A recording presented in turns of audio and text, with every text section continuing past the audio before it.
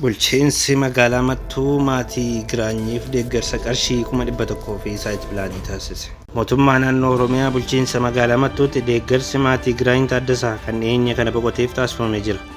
Deeggarsa kana irratti miseensonni kaabinee magaalaa fi gandoota magaalichaa kan argaman yoo ta'u, deeggarsi harka bakka bu'oota amantaa fi abbootii gadaatti dabarfamee kennamee jira. Deeggarsa kana kan kennan kantiibaan magaalaa Mattuu kabajamoo obbo Girmaa Taarragany akka jedhanitti qabsoon gatii nama kaffalchiisee seenaa namaa tolcha jedhanii obboleessi keenya jijjiirama biyya kanatti dhufe kana fiduuf aarsaa guddaa kaffalaa ture.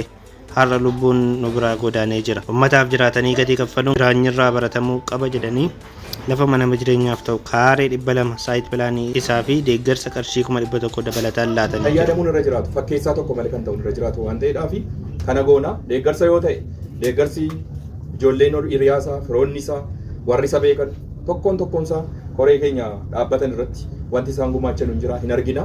Kana gochuunis hin danda'ama. Kanas dhuunfaadhaan namoonni godhan hundumtuu gochaa kan jiran ta'uu isaati. Garuu karaa gurmaa'een immoo akka magaalaatti maal qabannee dhufnee kan jedhu duwwaa waanuma gabaabaa kennaanuma gabaabduu ishee koree dhaabbatanii jiran kanatti kennine. Koreen kun booddee akkaataa kamiin waan hojiirra oolu kan hojiirra oolchu kan jedhu giddu galeessa godhanneetu